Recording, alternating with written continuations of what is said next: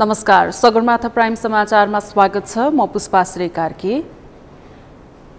नमस्कार, म अपेक्षा ढुङ्गाना। सगरमाथा प्राइम समाचार सुरु गरौँ अहिलेसम्मका मुख्य समाचारबाट। मन्त्रीलाई संघीयता र गणतन्त्र विरुद्ध बोल्ने अधिकार नभएको प्रधानमन्त्री दाहालको भनाई। सार्वजनिक रूपमा विरोध गरे स्पष्टीकरण सोध्ने चेतावनी।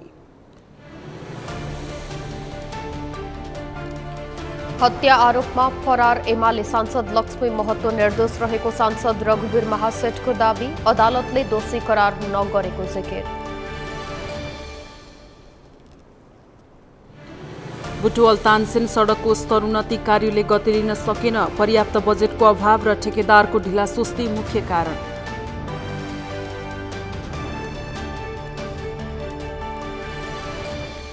अमेरिकाको क्यालिफोर्नियामा फेरि अर्को गोलीकाण्ड। एकैसाथ 2 स्थानमा भएको घटनामा 7 को मृत्यु। विगत 3 सातामा 39 जनाको ज्यान गयो। र नेपाल T20 क्रिकेट प्रतियोगिताको स्पट फिक्सिङमा 4 टिमका 10 जना संलग्न रहेको CIBको खुलासा। क्यानको संलग्नता नरहेको भनाई।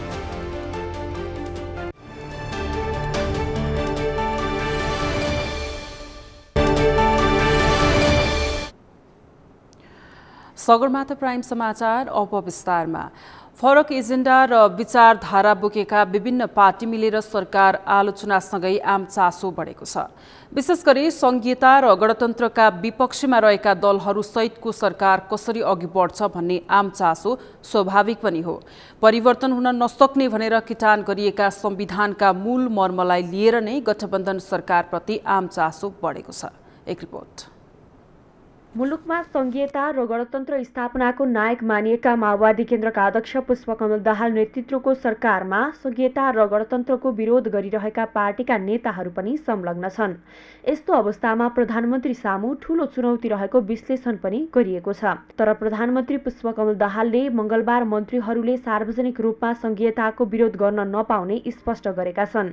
मंगलबार राष्ट्रिय सभाको रोस्टमबाट प्रधानमन्त्री दाहालले सार्वजनिक रूपमा संघीयताको विरोध गर्ने मन्त्रीलाई स्पष्टीकरण सोध्ने प्रश्न गरेका छन्। मन्त्रीले संघीयता खारेज गर्नुपर्छ भनेर दिएको अभिव्यक्तिप्रति ध्यानकर्षण भएको भन्दै प्रधानमन्त्री दाहालले सार्वजनिक रूपमा संघीयताको विरोध गर्ने मन्त्रीलाई स्पष्टीकरण सोध्ने प्रश्न पारेका हुन्। संघीयताको विषय सैद्धान्तिक रूपमा विमतिका रूपमा उठेको त छैन, तर यसबारे कार्यान्वयनमा भएको कमी, ढिलाइ या त्यसप्रति अरुचिको प्रवृत्ति जो देखा पर्न थालेको छ, त्यो कार्यान्वयन प्रतिको अरुचिको कारणले कता कता जनतामा आशंका पैदा हुने र सुरुदेखि नै संघीय लोकतान्त्रिक गणतन्त्र विरोधी प्रवृत्तिलाई बढावा दिने काम चाहिँ पक्कै पनि हुन थालेको छ। यस्तो परिस्थितिमा कहीँ न कहीँबाट हामीले संविधानको यो मूल मर्म र भावना बोकेको संघीयताको प्रश्नमा अध्ययन गर्नै पर्थ्यो। एउटा निष्कर्षमा हामी फेरि पुग्नै पर्थ्यो र कार्यान्वयनमा रहेका कमी कमजोरीहरूलाई हटाएर त्यहाँ एउटा नयाँ गति दिनै पर्थ्यो। त्यसको सुरुवात तपाईहरुले गर्नुभएको छ। मन्त्री परिषद भन्दा बाहिर बसेर आफ्नो कुरा राख्ने अधिकार सबैलाई भए पनि मन्त्री परिषदका सदस्यलाई संघीयता र गणतन्त्रको विरुद्ध बोल्ने अधिकार नहुने प्रधानमन्त्रीको भनाइ छ। संघीयताको प्रभावकारी कार्यान्वयनका लागि संघीय निजामती ऐनलाई संसदबाट अगाडि बढाउनु पर्नेमा प्रधानमन्त्रीको जोड छ। संघीय शिक्षा ऐन, प्रहरी समायोजन लगायतका ऐनहरू बनाएर कार्यान्वयन गर्दा मात्र जनताले संघीयताको अनुभूति गर्ने दाहालले उल्लेख गरे। मेरै क्याबिनेटको एकजना मन्त्रीले नै संघीयता खारेज गर्नुपर्छ भन्नुभयो भनेर यहाँ सुनाउनु भयो मान्य सदस्यले। मेरो गम्भीर ध्यानाकर्षण भएको छ। यो स्पष्टीकरणको विषय हुन्छ। मन्त्रीमण्डल भन्दा बाहिर गएर आफ्नो कुरा राख्ने अधिकार सबै राजनीतिक दललाई पनि मान्य सदस्यलाई पनि हुन्छ, तर मन्त्रीमण्डल भित्र बसेर संघीयताको विरुद्ध, लोकतान्त्रिक गणतन्त्रका विरुद्ध बोल्ने या प्रचार गर्ने अधिकार नैतिक रूपले पनि कानुनी रूपले पनि हुन सक्दैन। म यो प्रश्न गर्न चाहन्छु र यो स्पष्टीकरणको विषय हुन्छ भन्ने कुरा पनि म यो राष्ट्रिय सभाको सम्मानित सदनलाई स्पष्ट गर्न चाहन्छु। प्रधानमन्त्री दाहालले संघीयता कार्यान्वयन अध्ययन तथा अनुगमन संसदीय विशेष समितिको प्रतिवेदन 2079लाई कार्यान्वयन गर्ने प्रतिबद्धता पनि जनाए। राष्ट्रिय सभाको रोस्टमबाट मन्त्रीहरूले सार्वजनिक रूपमा संघीयताको विरोध गर्न नपाउने र त्यस्तो गर्ने मन्त्रीलाई स्पष्टीकरण सोध्ने प्रधानमन्त्रीको घोषणा कतिको प्रभावकारी हुन्छ र संघीयता र गणतन्त्रका विपक्षमा रहेका मन्त्रीहरू कसरी अघि बढ्छन् त्यो भने हेर्न बाँकी नै छ।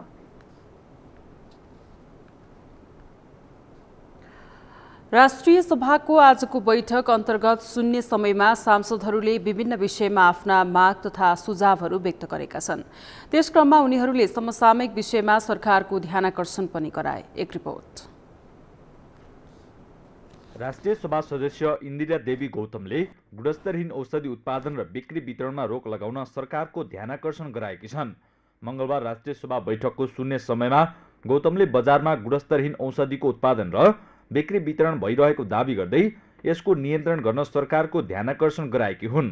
अहिले बजारमा गुणस्तरहीन औषधि उत्पादन तथा बिक्री वितरण भइरहेको भन्ने कुरा सुन्नमा आइरहेको छ। यो खालको गतिविधिले आम नागरिकको स्वास्थ्यमा गम्भीर असर पर्ने हुँदा सम्बन्धित निकायले औषधिको चेक जाँच गर्ने, यस्ता खालका औषधिलाई बिक्री वितरणमा रोक लगाउनतर्फ आवश्यक पहलको लागि ध्यानाकर्षण गर्न चाहन्छु। राष्ट्रिय सभा सदस्य गंगा कुमारी बेलवासेले महिला र बालबालिकाहरूमाथि नराम्रो व्यवहारका घटनाहरू भइरहेको भन्दै उनीहरूमा सुरक्षा जोखिम बढेको बताइन्। उनले महिला र बालबालिकाको शान्ति सुरक्षामा ध्यान दिन सरकारसँग माग गरिन्। मामा घर हिँडेका बच्चाहरूको पनि सुरक्षा नभएको र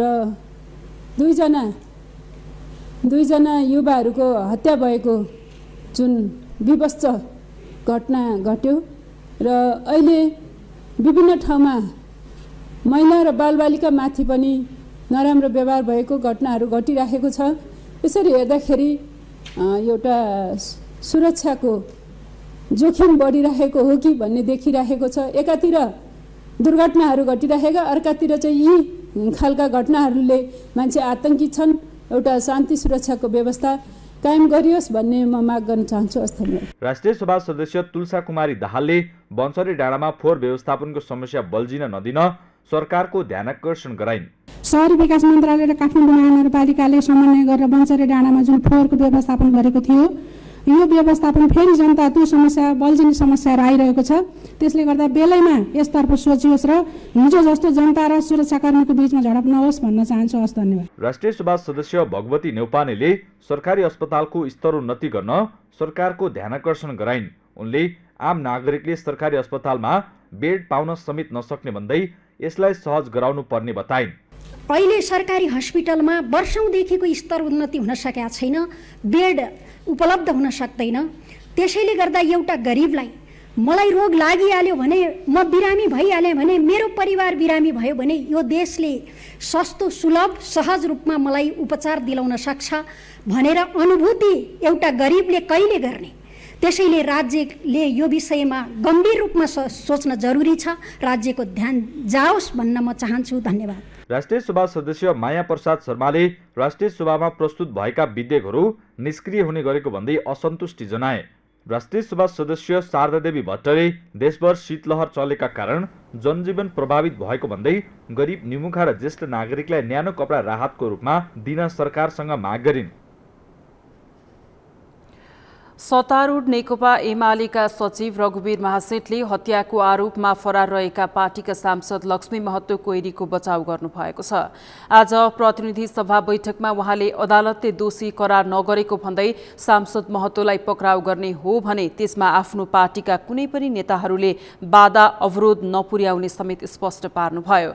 सचिव महासेठले शेरबहादुर देउवा नेतृत्वको सरकारले समाजसेवी पदक दिनका लागि सिफारिस गरेको व्यक्ति कसरी अपराधी भयो भनी पटक पटक प्रश्न समेत गर्नुभयो। महतोलाई महोत्तरीका शोषित पीडित जनताले लक्ष्मी पूजाको दिनमा लक्ष्मीलाई पूजा गरे जसरी सम्मान गरिरहेको बेला उहाँमाथि अपराधी करार गर्ने काम सांसदहरूले गर्न नहुने उहाँको भनाइ थियो। सचिव महासेठले नेपाली कांग्रेसका सांसद रामहरि खतिवडा प्रति लक्षित गर्दै सांसद महतो अपराधी हो भने देउवा नेतृत्वको सरकारले किन कारबाही गरेन भनेर विचार गर्न पनि आग्रह गर्नुभयो। सांसद महतो हाल पार्टीको सम्पर्कमा नरहेको भएको भन्दै उहाँले कानुन बमोजिम उहाँलाई कारबाही गर्न सरकारलाई पार्टीको तर्फबाट कुनै पनि अवरोध नहुने पनि स्पष्ट पार्नुभयो।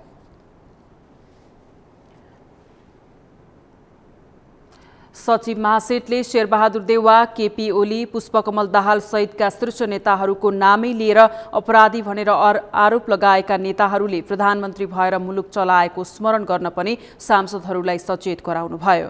उहाँले अदालतले पुष्टि नगरेसम्म सांसद महतोलाई दोषी करार गर्ने काम नगर्न पनि अनुरोध गर्नुभयो। उपप्रधानमन्त्री तथा गृहमन्त्री रवि लामिछानेले राज्यका संयन्त्रहरूबाट ट्र्याकभन्दा बाहिर रहेकाले आफूलाई नतिजामुखी काम गर्न कठिन भइरहेको बताउनु भएको छ। ठूला दलहरूले थिलथिलो बनाएको राज्य संयन्त्रका कारण आफूलाई नतिजामुखी काम गर्न समस्या भएको उपप्रधानमन्त्री लामिछानेको आरोप छ। आज र प्रतिनिधि सभा बैठकमा उहाँले ती संयन्त्रहरूको सुधारको काममा केन्द्रित हुँदा फरार सांसद लक्ष्मी महतो, आन्दोलनरत अधिकारी कर्मीहरू र क्रसर उद्योगको विषयमा निर्णय लिन ढिलाइ भएको स्वीकार गर्नुभयो। अब केही दिनभित्रै नतिजा आउने गरी काम हुने पनि उहाँको दाबी छ। सुधारेर सिस्टमलाई काम गर्न दिने कुरामा तपाईँ हामी प्रतिबद्ध मात्र हुन सक्यौँ भने पनि आधा काम सकिनेछ र आम नागरिकले महसुस गर्नेछन्। चाहे ती क्रसरको विषयमा होस्, चाहे फरार सांसदका विषयमा हुन्, चाहे आन्दोलनरत अधिकार कर्मीका कुराहरूमा हुन्, गृह मन्त्रालय अत्यन्त संवेदनशील भएर ती सबै विषयहरूमा काम गरिरहेको छ। नतिजा किन समय लाग्ने भएको छ भने राज्यका संयन्त्रहरूलाई चलाइएको छ, गिज्याइएको छ, तिनलाई ट्र्याकभन्दा बाहिर राखिएको छ। तिनलाई ट्र्याकमा ल्याउन नसक्दा कयौं ठाउँहरू हल्लिएका छन्।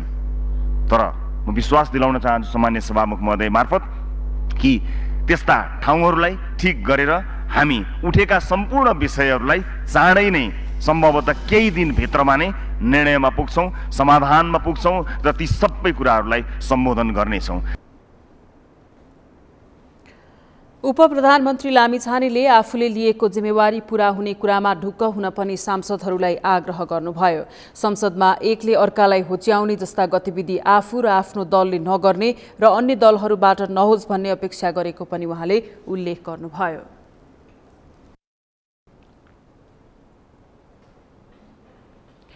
नेकपा माओवादीका अध्यक्ष पुष्पकमल दाहालको प्रधानमन्त्रीमा नियुक्त भएको 1 महिना पूरा भइसकेको छ। सरकारको समीक्षा गर्ने बेला भइसकेको छैन, तर प्रारम्भिक समीक्षा भने सुखद छैन। प्रधानमन्त्री र मन्त्रीहरूका कुनै पनि निर्देशन कार्यान्वयन भएका छैनन्। अमृत ढकालको रिपोर्ट। नेकपा माओवादी केन्द्रका अध्यक्ष पुष्पकमल दाहाल प्रधानमन्त्रीमा नियुक्त भएको 1 महिना बितिसकेको छ। तेस्रो पटक प्रधानमन्त्री बनेका दाहालले यसपालि भाषणभन्दा बढी काम गर्ने उद्घोष गरे। तर 2.5 वर्षका लागि कागजी प्रधानमन्त्री बनेका उनको पहिलो महिना भाषणमै सीमित भएको छ। विदेशबाट आएका नेपालीलाई एउटा मात्रै नयाँ मोबाइल फोन ल्याउन पाउने व्यवस्था नियम तत्काल कार्यान्वयन नगर्न प्रधानमन्त्रीले दिएको निर्देशन अझै कार्यान्वयन भएको छैन। मैले चाहिँ न्युजतिरै सुनेको थिएँ है, एउटा दुईटादेखि मोबाइल दिँदैन अरे भनेर सुनेको थिएँ। त्यही भएर मेरो पनि थियो मोबाइलहरू, फ्यामिली छ होइन, ल्याउनु पर्थ्यो, तर मैले लिएन, एउटा मात्रै मोबाइल लिएर आएछु। त्यसको बारेमा के भन्नु यार, उहाँहरूले अब त्यस्तो नगरिदिनु पर्ने हो खासमा। अब यत्रो दुःख गरेर आएको हामीले पनि होइन, 6-7 वर्ष अब आफ्नो फ्यामिलीको लागि केही अब फोन अलिकति चलाओस् भनेर आफूले पनि दुःख गरेर कमाएको हो नि त, तर उहाँहरूले यहाँ आएर यस्तो गरिदिनुहुन्छ। यस्तो चाहिँ नगर्नुपर्ने हो खासमा। सबै सरकारी कार्यालयमा सेवाग्राहीले भोगिरहेका शास्ति 1 महिनाभित्र अन्त्य गर्न प्रधानमन्त्री दाहालले सचिवहरूलाई दिएको 30 बुँदे निर्देशनको पनि अझै आभास गर्न सकिएको छैन। प्रधानमन्त्रीको निर्देशनलाई मध्यनजर गर्दै जिल्ला प्रशासन कार्यालय काठमाडौँले सेवाग्राहीको सहजीकरणका लागि टाइम कार्ड सुरु गरेको भए पनि सेवा छिटो छरितो हुने आम आशा अहिले निराशामा बदलिएको छैन। हामी त यहाँ बिहानदेखि बसिरहेको छ लाइनमा, अहिलेसम्म तालै आएको छैन। बन्द गर्ने टाइम पनि हुन लागिसक्यो। प्रधानमन्त्री दाहालले जस्तै उपप्रधान तथा भौतिक पूर्वाधार मन्त्री नारायण काजी श्रेष्ठले पनि यातायात कार्यालयमा हुने बेतिथि र असहजतालाई अन्त्य गर्न कर्मचारीलाई निर्देशन दिए। सडक अनुगमनदेखि यातायात कार्यालयमा मन्त्री श्रेष्ठले छड्के हानि पनि सेवाग्राहीको शास्ति 20बाट 19 हुन सकेको छैन। समाचार सुन्दा चाहिँ हामीलाई त्यस्तै लागेको थियो, बाटोमा आउँदै मैले चाहिँ महसुस गरेको पक्कै पनि लाइन त त्यति धेरै बस्नु पर्दैन होला भन्ने लागेको थियो, तर त्यस्तो होइन रहेछ। लाइन त बस्नुपर्छ, झन्डै 1 घन्टाभन्दा बढी भइसक्यो हामी बसेको। पाएको त छैन, त्यही हो, पहिला यस्तै झेलिराख्नु परिरहेछ, लाइन बस्नु परिरहेछ, अब त्यही लाइन बसिरहेको छु हामी त। कति समयदेखि लाइन बस्दै हुनुहुन्छ? लगभग भयो आधी घन्टा लागेको, अझै अगाडि कति लाग्ला त्यो भन्न सकिँदैन।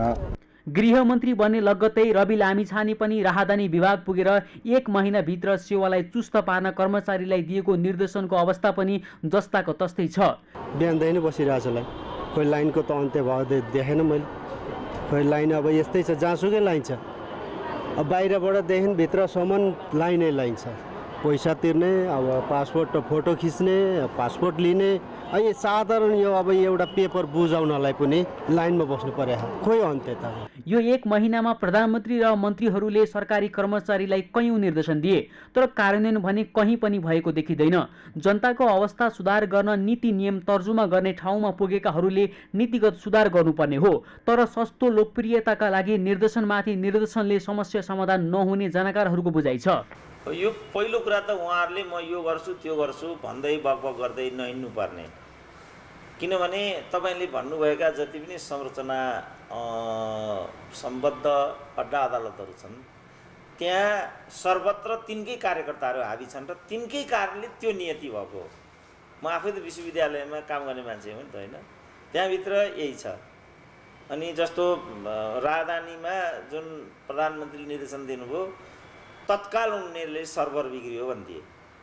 यसभन्दा अघिका प्रधानमन्त्री तथा मन्त्रीहरूले पनि सरकारी कार्यालयमा छड्के नहानेका भने होइनन्। मन्त्रीमा नियुक्त भए लगतै छड्के हान्न र कर्मचारीलाई निर्देशन दिने हतार हुने परम्पराबाट मुक्त हुन नसकेको सरकारले नीति बनाएर कार्यान्वयन गर्ने प्रयास गरे त्यो बढी प्रभावकारी हुनेछ। सगरमाथा टेलिभिजनका लागि क्यामेरामा सन्तोष चन्दका साथमा अमृत रकाल, काठमाडौँ। नयाँ सरकार गठन भएको आज 1 महिना पूरा भएको छ। यो 1 महिना मन्त्रीमण्डल गठन गर्न र दलहरू बीचको भागभण्डामै सकियो।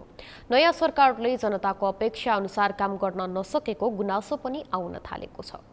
यसै सन्दर्भमा आज हामीले सर्वसाधारणलाई सोधेका थियौं, सरकारको 1 महिनाको उपलब्धि तपाईलाई कस्तो लाग्यो? हेरौं उनीहरूको भनाई उनीहरूकै शैलीमा।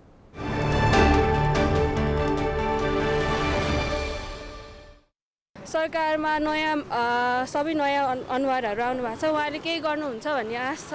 अब हामी युथहरूलाई चाहिँ धेरै जस्तो विदेश जानु भएको छ नि त आजकल, त्यस्तो जाने कन्डिसन्सहरू चाहिँ कम होस् होइन, आफ्नै देशमा राम्रो उसहरू इम्प्लोइमेन्ट्सहरू राम्रो अपर्च्युनिटीहरू भयो भने चाहिँ त्यसको लागि काम गर्नुहुन्छ भन्ने आश चाहिँ छ। एकदमै राम्रो लागिरहेको छ। धेरै कुराहरू चाहिँ सरकारले गरिरहनु देखिरहेको छ होइन, जस्तो सुकुम्बासी बस्तीको लागि पनि गर्नुभयो, बाटोहरूको पनि त्यस्तै छ, वडामा पनि त्यो डेभलपहरू देखिरहेको छ। तर अब उहाँहरूको प्लानिङ अझ धेरै होला, तर त्यो अनुसारको अझ पब्लिकले अझ धेरै एक्सपेक्टेसन छ होइन, हाम्रो आम नागरिकहरूको चाहिँ नेपालीहरू। अब यो गभर्मेन्टले चाहिँ डेफिनेटली नयाँ एउटा चाहिँ काँचुली नै फेर्छ भन्ने चाहिँ सबैले एक्सपेक्ट लिइरहेछन्। अब अहिलेसम्म त्यस्तो धेरै केही भएको छैन, बट आश छ कि अब पहिलाभन्दा पनि बेटर हुन्छ योचोटि, त्यही आश गर्दैछौँ। योचोटि डेभलप हुन्छ, मान्छेको कुराहरू बुझ्नुहुन्छ भन्ने कुरा अब नयाँ मन्त्री परिषदले गर्नुहुन्छ भन्ने कुरा।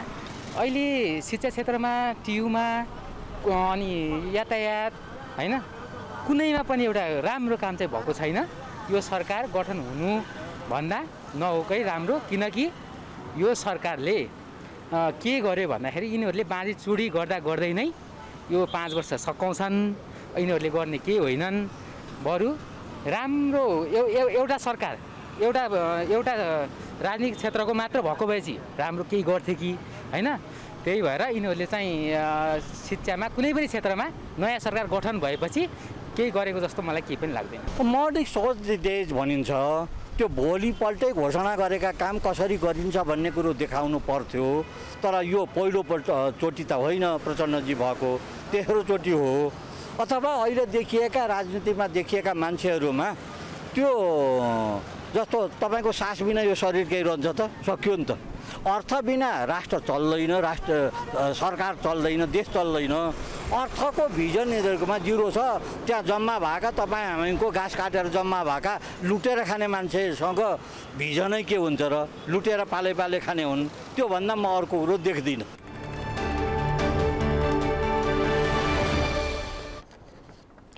सगरमाथा प्राइम समाचारमा पालो भएको छ विश्रामपछि।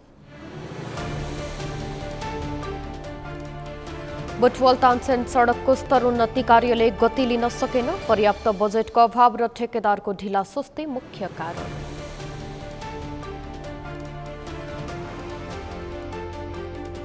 अमेरिकाको क्यालिफोर्नियामा फेरि अर्को गोलीकाण्ड। एकैसाथ 2 स्थानमा भएको घटनामा 7 को मृत्यु। विगत 3 सातामा 39 जनाको ज्यान गयो। र नेपाल T20 क्रिकेट प्रतियोगिताको स्पट फिक्सिङमा 4 टिमका 10 जना संलग्न रहेको CIBको खुलासा। क्यानको संलग्नता नरहेको भनाई।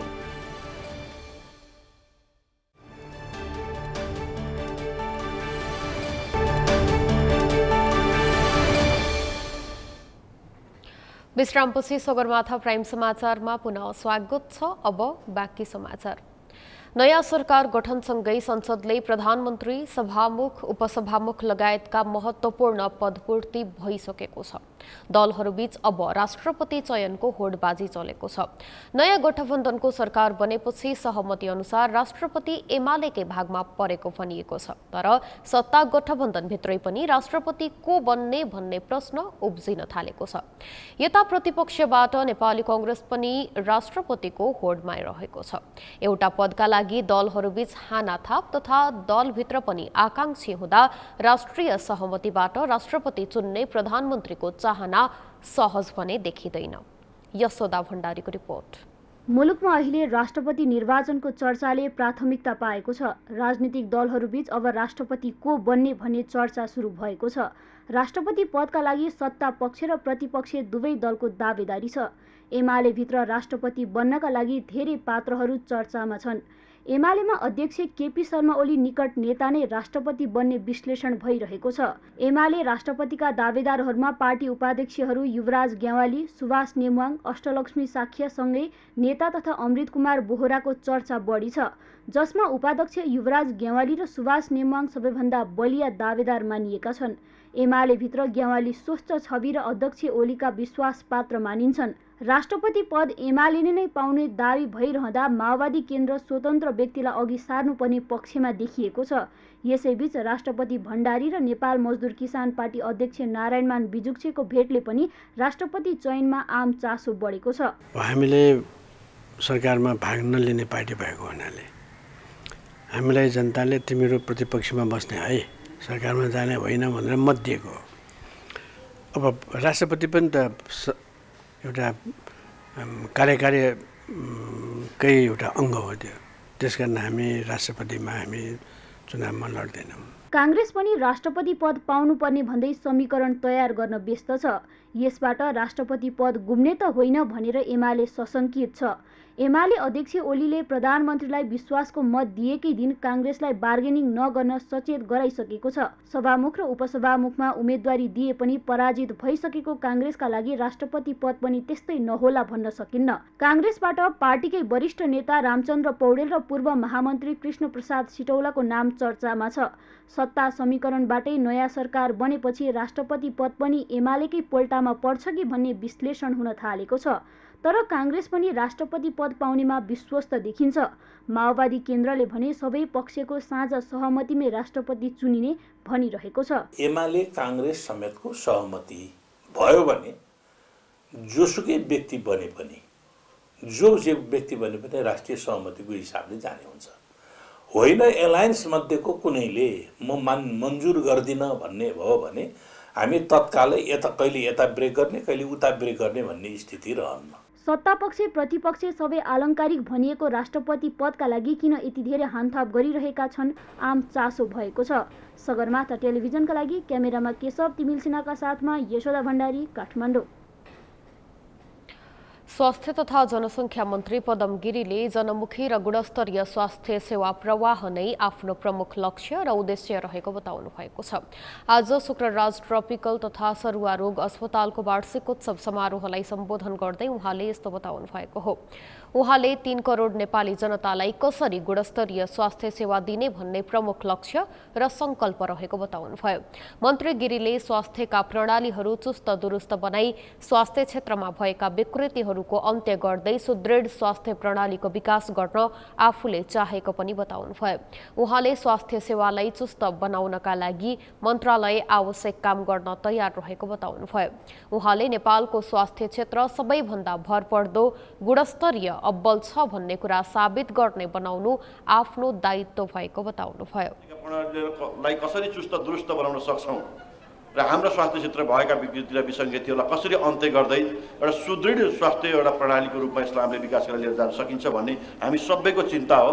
यसमा तपाईँ हामी सबै एकाकार भएर लाग्यो भने त्यो असम्भव छैन, हामी गर्न सक्छौँ र नेपालको स्वास्थ्य क्षेत्र सबैभन्दा भरपर्दो छ, सबैभन्दा गुणस्तरीय छ, सबैभन्दा सबै हिसाबले अब्बल छ भन्ने कुरा साबित गर्ने हाम्रो दायित्व हो। त्यो दायित्वबाट हामी कोही पनि विमुख हुने छैनौँ। मन्त्री गिरीले स्वास्थ्य क्षेत्रलाई जनतामुखी, जवाफदेही र गुणस्तरीय बनाएर सबै जनतामा स्वास्थ्यको पहुँच पुर्याउनु आफ्नो पहिलो काम भएको बताउनुभयो। स्वास्थ्य तथा जनसङ्ख्या राज्य मन्त्री डाक्टर तोसीमा कार्कीले शुक्रराज ट्रपिकल तथा सरुवा रोग अस्पतालबाट दिइँदै आएका सेवाहरूको विकेन्द्रीकरण गर्न आवश्यक रहेको बताउनु भएको छ।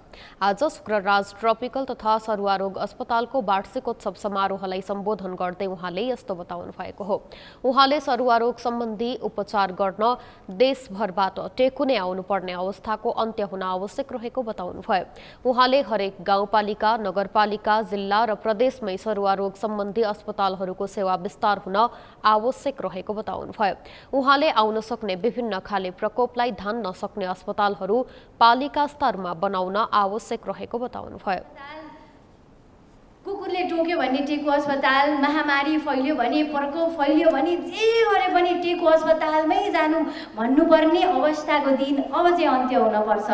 अब चाहिँ गाउँ-गाउँमा, पालिका स्तरमा, नगरपालिकामा, जिल्ला स्तरमा, प्रादेशिक अस्पतालमा, प्रादेशिक स्तरमा चाहिँ टेकु अस्पताल जस्ता अस्पतालहरू, सरुवा रोग सम्बन्धीका अस्पतालहरू, प्रकोपहरू धान्न सक्ने, यो जोखिम उठाउन सक्ने अस्पतालहरू र स्वास्थ्य केन्द्रहरू हामीले बनाउन सक्नुपर्छ र त्यसको लागि यो विकेन्द्रीकरण कसरी गर्न सकिन्छ, यो हाम्रो शुक्रराज ट्रपिकल तथा सरुवा रोग अस्पतालले दिइरहेका सेवाहरूलाई विकेन्द्रीकरण गराउनको लागि हामी तत्पर रहनेछौँ भन्न चाहन्छु। त्यसको लागि यस अस्पतालसँग सम्बन्धित सम्पूर्ण स्वास्थ्य कर्मीहरूको हामीलाई साथ चाहिन्छ।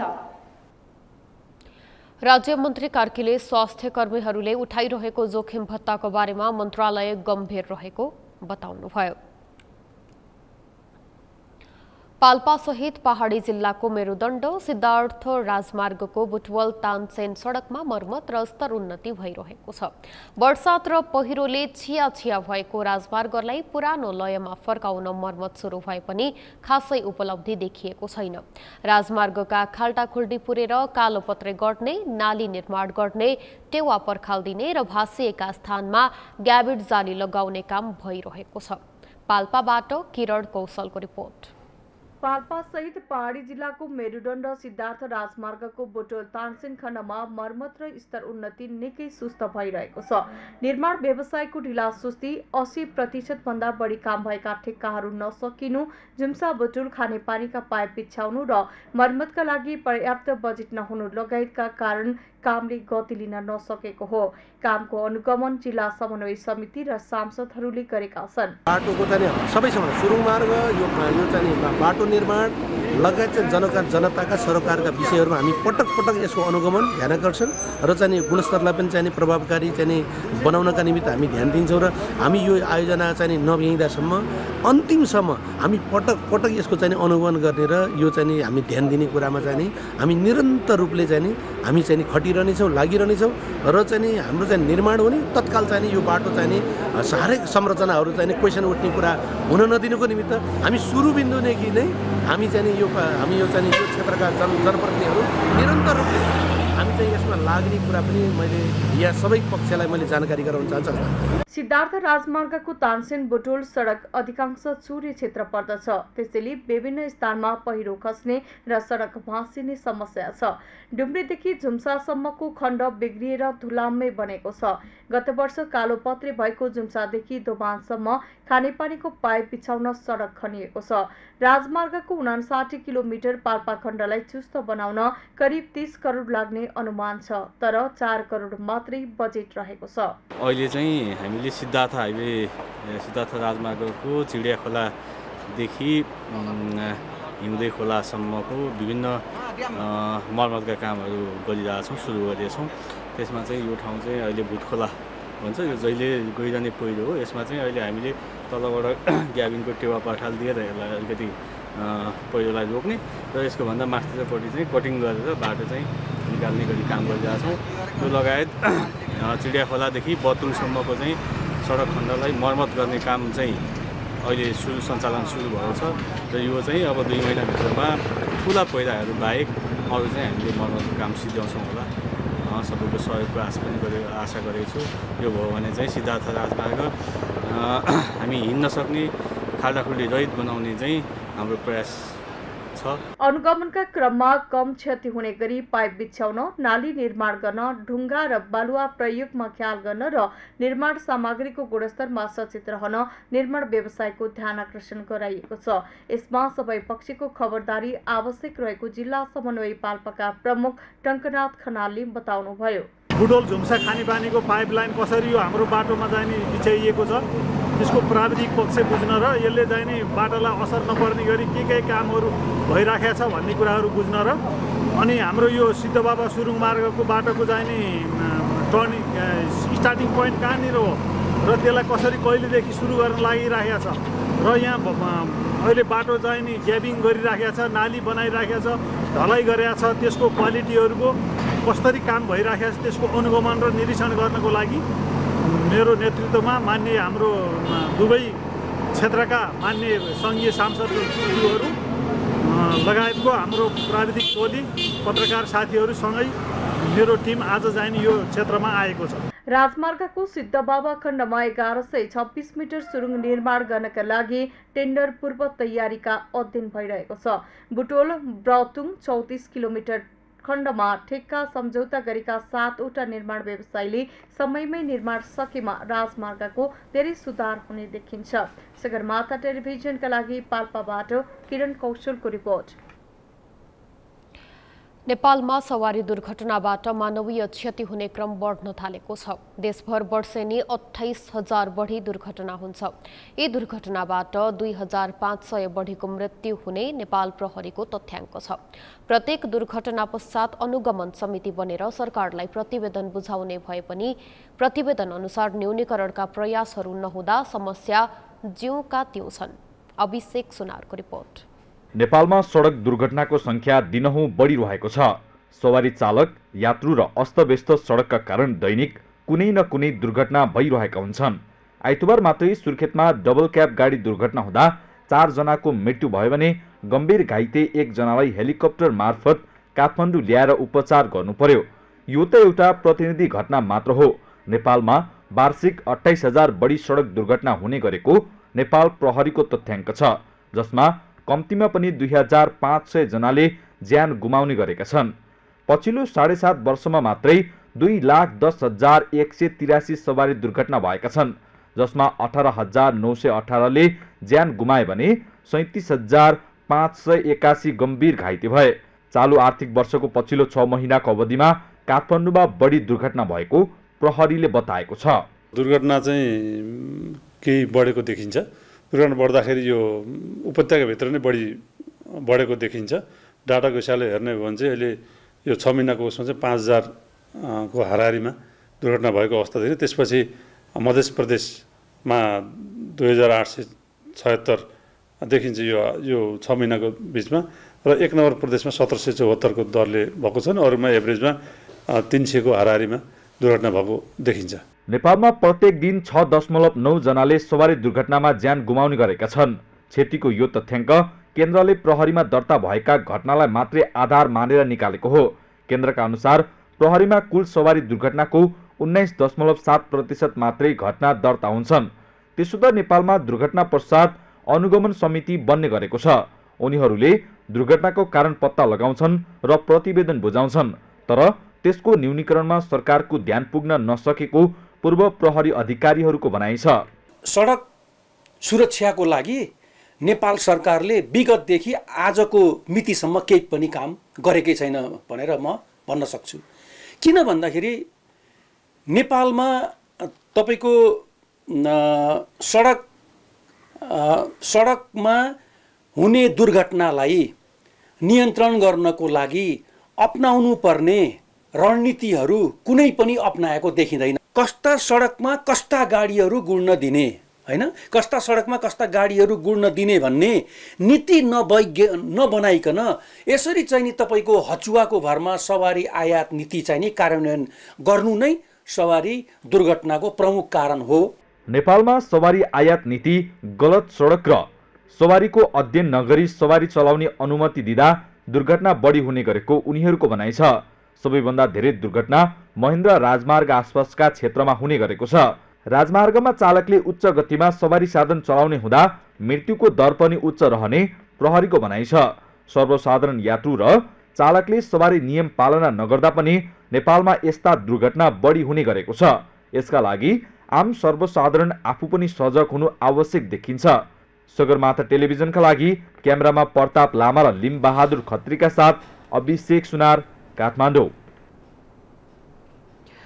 गुलरिया बर्दियाको गुलरिया नगरपालिका बजार छेउछाउको टपरा गाउँमा चितुवा आतंक फैलिएपछि क्यामेरा जडान गरिएको छ। दैनिक जसो साँझपख चितुवा गाउँ प्रवेश गरी घरपालुवा पशु चौपाया लगेर खान थालेको समाचार सार्वजनिक भएपछि डिभिजन वन कार्यालयले राष्ट्रिय प्रकृति संरक्षण कोषलाई खबर गरी प्राविधिक टोलीले घटनास्थलमा क्यामेरा जडान गरेको हो। बस्तीमा दिनहुँ गाई, भैँसी, बाख्रा, कुकुरमाथि चितुवाको आक्रमणबाट स्थानीय त्रसित भएको समाचार बाहिरिएपछि 4वटा क्यामेरा जडान गरिएको हो।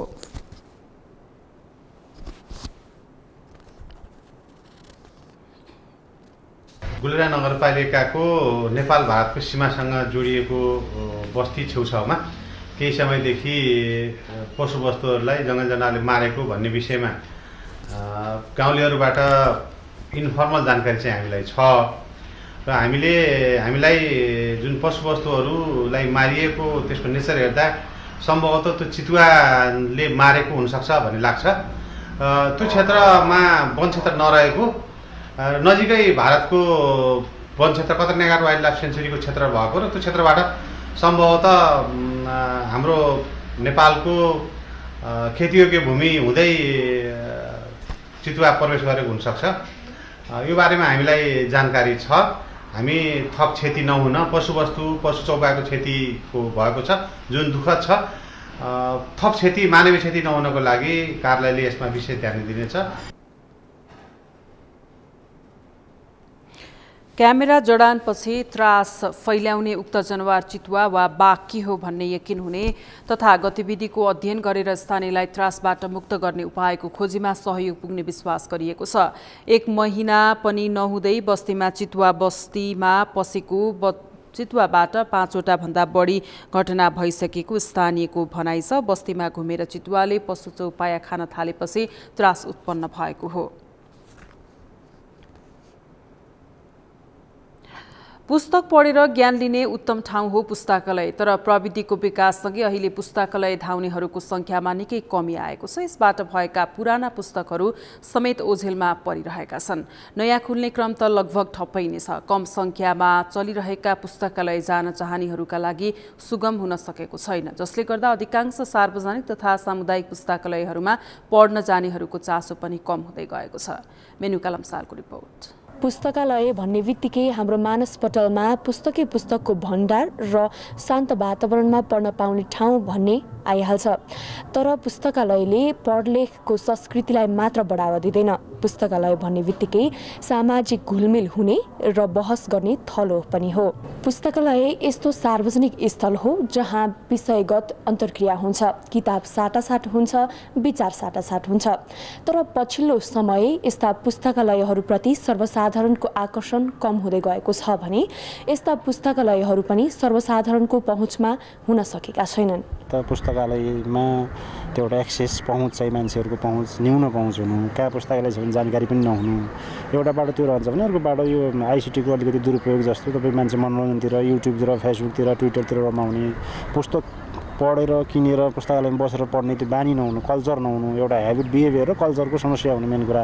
र राज्यले यसप्रति लगानी इन्भेस्टमेन्ट पनि नगर्नु। राज्यले चाहिँ कमसेकम पनि पुस्तकालय स्थापनातर्फ होइन अहिले चाहिँ स्थानीय सरकारहरू, प्रदेश सरकारहरू छ, यसमा चाहिँ अलिकति ध्यान दिन सक्यो भने पक्कै पनि पुस्तकालयप्रति मान्छेको अभिरुचि बढ्ने छ। जति पुस्तक पढ्दा मान्छे आनन्दित हुन्छ त्यो मान्छेले त्यसको महत्त्व इम्पोर्टेन्सै बुझेको छैन कि अहिले चाहिँ पुस्तक पढ्दाको फाइदा के छ भन्ने नै मान्छेलाई जानकारी नै छैन। हाम्रो शिक्षा प्रणालीमा साना नानीहरूलाई, बालबालिकाहरूलाई चाहिँ एक किसिमको दौडमा लगाइएको छ। पाठ्य पुस्तक पढ्ने बाहेक उनीहरूसँग समय नै हुँदैन र अतिरिक्त पुस्तक पढ्नुपर्छ भनेर कसैले पनि उत्साहित गरेको, इन्करेज गरेको देखिँदैन। यसले गर्दाखेरि उनीहरूले अतिरिक्त पुस्तक पढ्ने समय पाउँदैनन् अथवा त्यसप्रति चासो राख्दैनन्। एउटा कारण त्यो छ। अनि अर्को कारण चाहिँ प्रविधिले ल्याएका कुराहरू छन्। मोबाइल, इन्टरनेट, अब टेलिभिजन, यो कुराहरूमा बढी इङ्गेज हुँदाखेरि बालबालिकाहरूलेदेखि लिएर सबैले, एडल्टहरूले पनि पुस्तकहरूप्रति चासो नदेखाएको देखिन्छ। तर पुस्तकालयहरूको अभिलेखले भने अर्कै देखाउँछ। काठमाडौँको केशर महलस्थित केशर पुस्तकालयमा दैनिक 20 देखि 40 हाराहारीमा सर्वसाधारण आउने गरेका छन्। त्यस्तै भृकुटी मण्डपको सार्वजनिक पुस्तकालयमा पनि दैनिक झण्डै 30 देखि 50 सङ्ख्यामा पाठकहरू आउने अभिलेख छ, जसमा पनि मुख्य पाठक भन्दा हेर्न र घुम्न आउनेको सङ्ख्या बढी छ। कतिपय पुस्तकालयहरूले प्राप्त पुस्तकलाई अनलाइनमा राख्ने गरेका छन्, जसले पाठकहरूले घरबाटै हेर्न पाउने सुविधा मिलेको छ। त्यसले गर्दा पनि पुस्तकालयमा आउनेहरूको सङ्ख्यामा कमी देखिन्छ। हाम्रो पुस्तकालयमा भएको किताबहरूको चाहिँ अनलाइन क्याटलग छ होइन, त्यसमा त्यो घरबाटै हेर्न पाउनुहुन्छ हाम्रो पुस्तकालयमा के छ के छैन भन्ने कुरो। अब त्यहाँबाट हेरिसकेपछि चाहिने छ भनेदेखि मात्रै आउने हो, होइन भनेदेखि अरू बेला चाहिँ के छ के छैन भन्ने थाहा नहुने, आइटीको जुन कुरो गर्नुभयो होइन, सूचना प्रविधिको जुन प्रयोग भन्नुभयो, त्यसैले गर्दा यो पनि भएको खासमा। किनभने त्यो हामी अनलाइन क्याटलग नहुँदाखेरि पुस्तकालयमा के छ त भनेर हेर्नै पनि यहीँ आउनु पर्थ्यो। अनि आइसकेपछि एक दुईवटा किताब पढाउन भन्ने पनि हुन्छ मान्छेलाई होइन। आफैले खोजेको ठ्याक्कै किताब नपाए पनि त्योसँग सम्बन्धित किताब केही छ भनेर पढिन्थ्यो। अहिले चाहिँ के हुँदो रहेछ भने अनलाइन क्याटलगबाट घरबाटै चाहिँ त्यो हेर्न मिल्दो रहेछ कि। प्रविधिको बढ्दो प्रयोगसँगै पाठकहरूले घरमै बसेर पनि पुस्तकालयको चाहना पूरा गरिरहेका छन्। शिक्षाविदहरूका अनुसार समयसँगै पुस्तकालयहरू आधुनिकीकरण नहुनु मुख्य समस्या हो। त्यसका साथै विद्यार्थीहरू पाठ्य पुस्तकमा मात्रै सीमित हुने हुँदा पनि पुस्तकालयको महत्त्व खुम्चिँदै गएको उनीहरूको बुझाइ छ। समाज दौड्यो प्रविधिसँग, किताब चाहिँ त्यो पुरानो किताब बस्यो। पुरानो किताबको अप्ठ्यारो के हुँदो रहेछ भनेर त्यसलाई चाहिँ त्यो बचत गर्न पनि गाह्रो होइन। किराले खानेदेखि लिएर अनेक किसिमको समस्याहरू हुन्छन्। अब प्रविधिमा त त्यो समस्या छैन। बिग्रियो मोबाइल भन्यो भने अर्कोमा सार्न पाइन्छ। प्रविधिले त्यो सजिलो दिइहाल्छ कि, त्यसले गर्दाखेरि मान्छेहरू किताबप्रति त्यति धेरै आकर्षक नभएको कारण त्यो हो। शिक्षा मन्त्रालयका अनुसार काठमाडौँमा मात्रै 63वटा सार्वजनिक र सामुदायिक पुस्तकालय छन्, तर अधिकांश पुस्तकालयहरू स्रोत साधनको अभावले ओझेलमा परेका छन्। प्रविधिको विकास हुनु र यसको प्रयोग बढ्नु हाम्रो लागि सुखद कुरा हो, तर यसका साथै पुस्तकालयहरूमा आकर्षण घट्नु भनेको हाम्रो लागि दुःखद कुरा हो। तसर्थ सरकार र समुदायको यसतर्फ चासो भई यसको सम्वर्धन तथा प्रवर्धन गर्न जरुरी छ। नभए पुस्तकालयहरू नै सङ्कटमा पर्न सक्छन्। सगरमाथा टेलिभिजनका लागि क्यामेरामा सुनिल कोलीका साथमा मेनुका लम्साल, काठमाडौँ। सुदूरपश्चिम प्रदेशको प्रमुख तीर्थस्थल गोदावरी धाम धार्मिक पर्यटकहरूको रोजाइमा परेको स्थान हो। माघे संक्रान्तिमा यस धाममा नेपाल तथा भारतका दर्शनार्थीहरूको घुइँचो लाग्ने गर्दछ। भक्तजनहरूको आस्थाको केन्द्र बन्दै गएको गोदावरी धाममा प्राचीन कालको मन्दिर संरक्षणमा कसैको चासो गएको छैन। झन् मन्दिर क्षेत्रभित्र रहेका अन्य ससाना मन्दिरका सीमित बनाएर सरकारी बजेट हाल्ने र आधा बजेटमा समितिकै पदाधिकारीले रजाई गर्ने बाहेक कुनै उपलब्धि हुन सकेको छैन। कैलालीबाट दिनेश विष्टको रिपोर्ट। प्राचीन कालदेखि नै धामका रूपमा स्थापित कैलालीको गोदावरी धाम अहिले उचित संरक्षण र सम्भारको पर्खाइमा छ। स्थानीयहरूले मन्दिरको संरक्षण गर्दै शिव भगवती मन्दिर तीर्थधाम स्थापना गरेका हुन्। प्राचीन कालमा बनेको यो मन्दिर क्षेत्रको संरक्षणमा कुनै निकायको ध्यान जान सकेको छैन। गोदावरी नदी पारी रहेका यी मन्दिर विवाह व्रतबन्ध गरे बापतबाट उठेको शुल्कबाट संरक्षण गर्नु परेको छ। साथै यहाँ बसेका सन्त महात्माहरूको त्यही कामबाट अन्य संरचना स्थापना गरेका छन्। यो गोदावरी तीर्थधाम यहाँ बढी मालिकाई बसेर गएको प्राचीन मन्दिर हो। पहिला एउटा यो मन्दिर थियो, अनि बुद्ध मन्दिर थियो, यस्तो किसिमको थिएन। अनि चाहिँ बिचमा आएर 2070-71 सालतिर यो कुम्भ मेला समिति आए, यहाँ कुम्भ मेला पनि लगायो। यो प्राचीन मन्दिरको अगाडि विभिन्न किसिमका बहुमूल्य संरचना मठ मन्दिर पनि बने, त्यहाँ विद्यालय पनि छ। त्यो हुनै पर्ने कुरा हो, तर के हो भने मन्दिरको अगाडि अब अशोभनीय गरेर कहिले बजार व्यवस्थापन गर्ने, अनि एकहोरो तारजाली तटबन्धन गर्ने। पछिल्लो समय मन्दिर संरक्षण भन्दा पनि नयाँ संरचनामा मात्र केन्द्रित हुन थालेको छ। विभिन्न समितिहरू नयाँ संरचनामा मात्र केन्द्रित छन्। प्राचीन मन्दिर जोगाउनु भन्दा बाहिरी देखावटीका लागि अन्य मन्दिर स्थापनामा मात्र जोड दिएको छ। कुनै सरकारी निकायको अनुपस्थितिकै कारण आफू खुसी मन्दिर स्थापना गर्ने र समिति बनाउने परम्पराले गोदावरी धामको अस्तित्व सङ्कटमा परेको छ। कतै व्यवस्थित छैन। अब दिशा गर्ने ठाउँ हेर्नु, उहाँ दिशा गरे ठाउँमा दिशा गरिरहेको छ। यो बनेका टोयलेटहरू यो सबै ढुङ्गाभित्र फालिदिएको छैन। होलतिर यो पोखरी बालु यहीँ छ, ढुङ्गा यहीँ छ, पानी यहीँ छ। खालि यिनीहरू सिमेन्ट लिएर ट्याक्क ट्याक्क हरिद्वार जस्तो पोखरी बनाए। अब मान्छे यहाँबाट हरिद्वार दगुर्छ, अर्काको देशमा दगुर्छ। हरिद्वारको खोलामा माथि हेरेर दिशा पेसाब गरेको बिहारी त्यत्रो फोहोर छ होइन। आफ्नो त सुन्दर ठाउँ, यस्तो सुन्दर वातावरण भएको स्वच्छ आफ्नो घर नजिकको तीर्थ हो। घर नजिकको तीर्थ हेला भनेको यही। यो असली गोदावरी बनाएर तटबन्धन गरिदिनु, राम्रो पोखरी बनाइदिनु, बर्सातको पानी उता फालिदिनु होइन। यसलाई आउने व्यवस्था होइन, आउने भक्तजनहरूलाई कसरी व्यवस्थापन गर्ने हो अब यहीँनिर होइन। फोहोर उठाइदिनु, फोहोर गर्ने, दिशा पिसाब यहीँ छ सब। यसलाई व्यवस्थापन यो सरकारले गरिदिए अब होइन धेरै कुरो। मन्दिर पछि समिति बनाउने परम्पराले धामको विकासभन्दा व्यक्तिगत फाइदा मात्रै भइरहेको गुनासो सुनिन थालेको छ।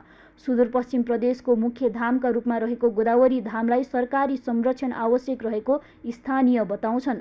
प्रदेश सरकारले गोदावरी धाम धार्मिक पर्यटन विकास बोर्ड गठन गरी यस क्षेत्रको समग्र विकास गर्नुपर्नेमा स्थानीयको जोड छ। विगतदेखि हामीले यो माग चाहिँ उठाउँदै आइरहेका छौँ। हामीले स्थानीय सरकार मार्फत प्रदेश सरकारलाई पनि यो कुरा हामीले गुहारेका छौँ। यसको धार्मिक विकासका लागि जबसम्म एकीकृत समिति हुँदैन, एउटा वृहत समिति हुँदैन, यो प्रदेश स्तरको प्रदेश सरकारको मातहतमा रहने गरी एउटा वृहत समिति बनाउनुपर्छ र तब मात्र यसको यो धार्मिक विकासका लागि एकदमै सम्भव छ। र हामीले मात्रै चाहेर यो प्रयास गर्दाखेरि हामी यो प्रयासमा हामी सफल हुन सकेका छैनौँ। यसको नेतृत्व प्रदेश सरकारले गरिदिएको खण्डमा यो एकदम राम्रो पनि हुन्छ। मन्दिर बनाउने नाममा सरकारी बजेट ल्याउने तर व्यक्तिगत स्वार्थ पूरा गरी ती मन्दिर अलपत्र छोड्ने कुसंस्कृतिले गोदावरीको विकास निकै पछाडि परेको छ।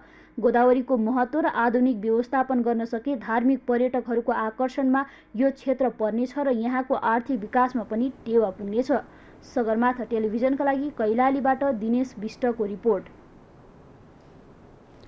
सगरमाथा प्राइम समाचारमा पुनः पालो विश्रामको। विश्रामपछि अमेरिकाको क्यालिफोर्नियामा फेरि अर्को गोलीकाण्ड। एकै साथ 2 स्थानमा भएको घटनामा 7 जनाको मृत्यु। विगत 3 सातामा 39 जनाको ज्यान गयो। र नेपाल T20 क्रिकेट प्रतियोगिताको स्पोर्ट फिक्सिङमा 4 टिमका 10 जना संलग्न रहेको सीबीआईको खुलासा। क्यानको संलग्नता नरहेको भनाई।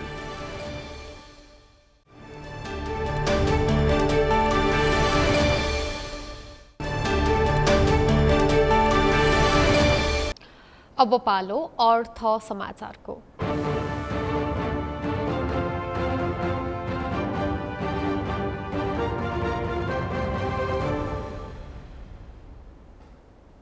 साताको दोस्रो कारोबारको दिन नेप्से परिसूचक सामान्य अङ्कले बढेको छ। आज नेप्से परिसूचक 8.14 अङ्क बढेर 2173.24 बिन्दुमा पुगेको हो। त्यस्तै सेन्सेटिभ इन्डेक्स 2.53 अङ्कले बढेको छ भने फ्लोट इन्डेक्स 0.34 अङ्क र सेन्सेटिभ फ्लोट इन्डेक्स 0.50 अङ्कले बढेको छ। आज कारोबारमा आएका 248 कम्पनीको 83 लाख किता सेयर 3 अर्ब 32 लाख 30 हजार रुपैयाँ बराबरको खरिद बिक्री भएको छ। नेप्से बढे पनि कारोबार रकम भने घटेको छ। अघिल्लो कारोबार दिन करिब 4 करोडको सेयर खरिद बिक्री भएको थियो। आज 13 उपसमूह मध्ये 9 उपसमूहको परिसूचक बढेको छ भने बाँकी 4 उपसमूहको परिसूचक घटेको छ। त्यस्तै अन्य उपसमूहको परिसूचक 2.51 अङ्क बढेको छ भने जलविद्युत उपसमूहको परिसूचक 1% भन्दा बढी बढेको छ। यता लगानी र उत्पादन तथा प्रशोधन उपसमूहको परिसूचक सामान्य अङ्कले घटेको छ।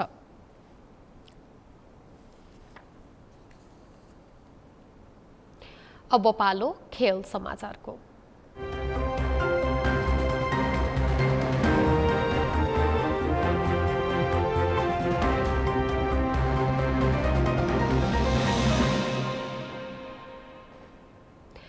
नेपाल T20 क्रिकेट प्रतियोगिताको स्पट फिक्सिङमा 4 सहभागी टोलीकै व्यवस्थापक सहित 10 जना संलग्न रहेको नेपाल प्रहरी केन्द्रीय अनुसन्धान ब्युरो CIB ले जनाएको छ।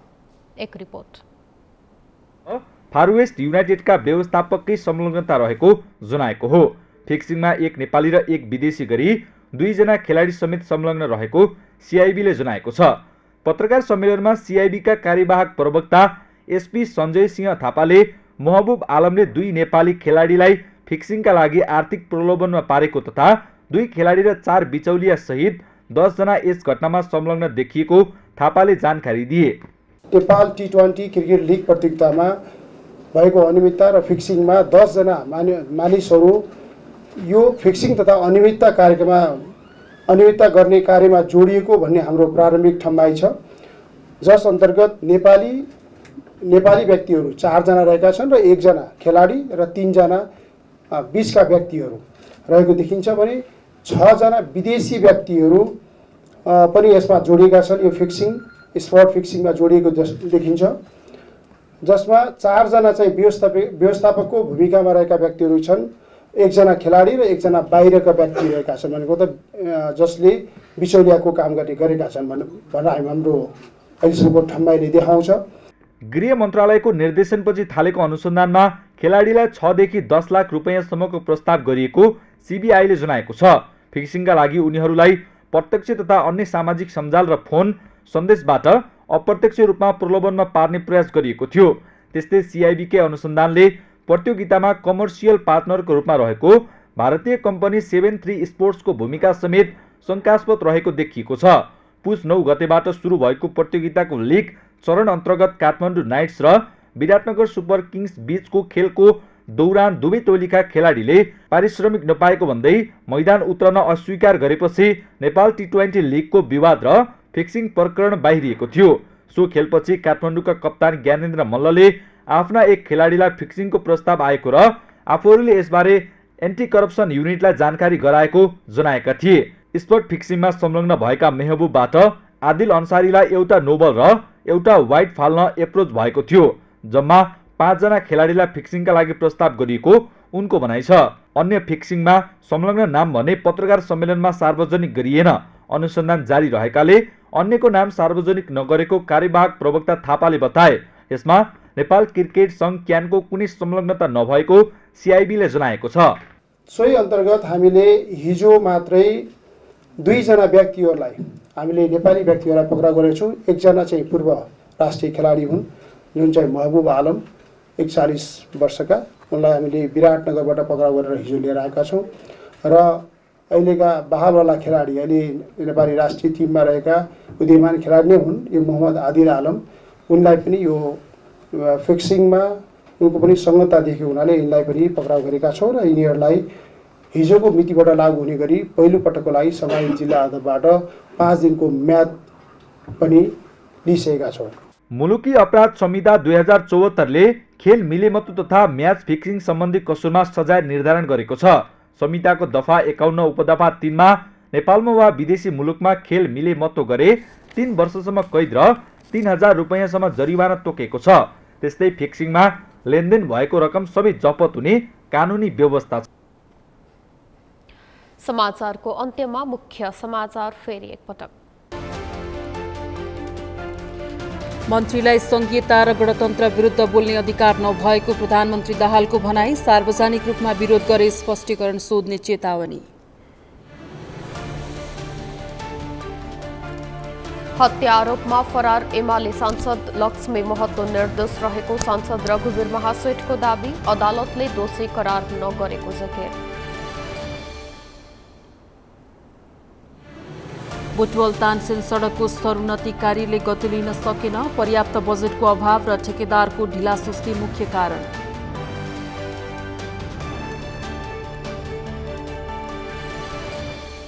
अमेरिकाको क्यालिफोर्नियामा फेरि अर्को गोलीकाण्ड, एकैसाथ 2 स्थानमा भएको घटनामा 7 जनाको मृत्यु, विगत 3 सातामा 39 जनाको ज्यान गयो। र नेपाल T20 क्रिकेट प्रतियोगिताको स्पट फिक्सिङमा 4 टिमका 10 जना संलग्न रहेको CIB को खुलासा, क्यानको संलग्नता नरहेको भनाई।